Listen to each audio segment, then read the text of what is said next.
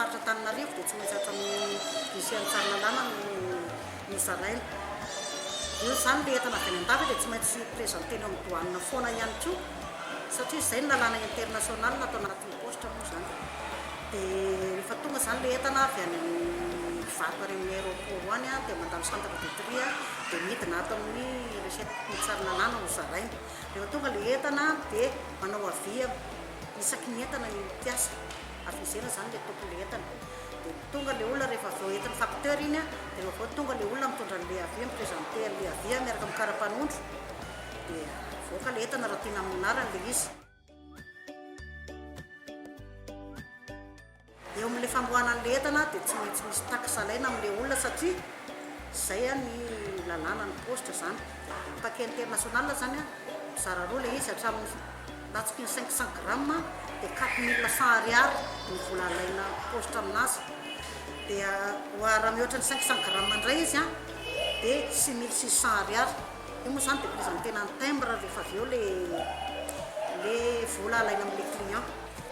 Rehefa tonga le olona maka letana le paquet avy mandoa le vola au guichet dia hoentiny le entana makeny ny douane satria izay misy antopisiny douane ato anatin'ny baron'ny Tsaralalàna ato. Hoe izy mijery inona le entana ao anatiny, inona tsy inona mandoa vola sa tsy mandoa vola.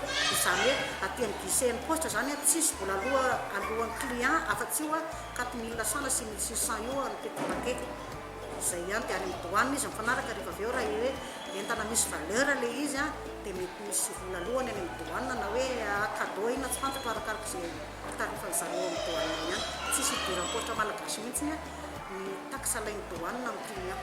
Dia ho an'ny colis postaux indray le entana lehibe indray dia 24000 ariary ny taxe alain'ny poste malagasy amin'ny entana anankiray dia tsy nizarainao toy izao le izy 11000 ariary droit territorial la filazasy, 8000 ariary taxe de présentation ary 5000 ariary taxe d'avis d'arrivée.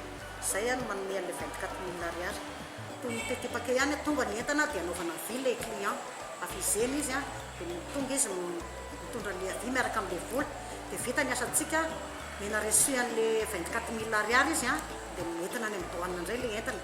Toy le petit paquet teo ihany douane ihany no mamaritra na mandoa vola na tsy mandoa vola le entana tonga. Tsisy vola alohan'ny mpanjifa ankoatran'io eto amin'ny baron'ny poste fa douane indray no mifanaraka amin'izay entana ao anatiny ao.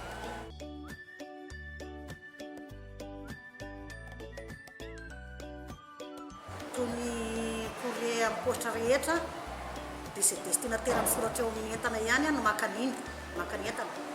Fa nefa kosa misy le ataontsika hoe procuration postale afaka manao procuration izy rehefa tena tsy afaka le tompony ty olo ty no omeko alalana haka an'le entana dia amin'izay fotoana izay légaliseny amin'ny commune le procuration. Raha sanatria ka tsy afaka moa izy dia tsy maintsy ilainay ny photocopie amin'ny karapanondro na ny passeportny notazomina atao preuve de distribution satria saripady ny entana toy ireny nahoana ny mena an'ireny ny entana nefa ny zany tompony tsy maintsy misy preuve tazomina eny amin'ny guichet eny.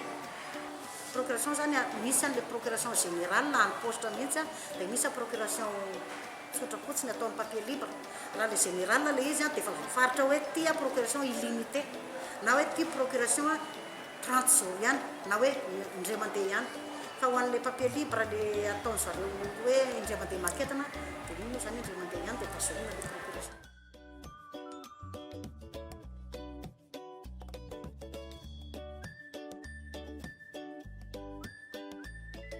Droit international, lalàna international zany le droit de magasinage.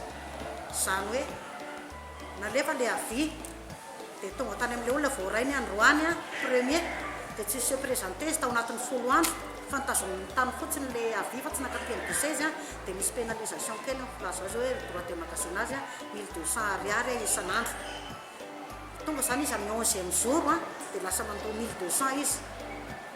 Fa ile izy kosa nefa misy maximum hoe 24000 ariary maximum alaina amin'le droit de magasinage satria mety hoe ray volana mihitsy le olona vao tonga na ray volana latsaka dia lasa mihoatra be la taxe dia forfait tena 24000 ariary maximum ny droit de magasinage.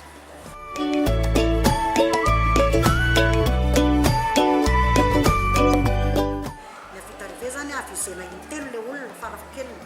Izay moa zany tena normal le intelo avizeny izy ao anatin'ny volana zany rehefa tsy tonga amin'izay izy dia tsy maintsy averina le entana. Raha vao diso adresy zany tsy hita mihitsy le adresiny dia miandry eo foana le entana aloha mandraka tonga le olona satria le olona misy manontany hoe sao dia mba misy entanay ao na hoe ty misy référencena entana dia anontaniny aty amin'ny gise dia ajerevana amin'ny trekinina amin'ny IPS dia hita ao le izy hoe efa ato nge le entanareo fa anganareo tsy nahazo avy ohatra na hoe vao tonga zao io entana io afaka alainao zao dia zao io entana io raha sendra manontany izy fa tsy hoe vao tery andro aty foana.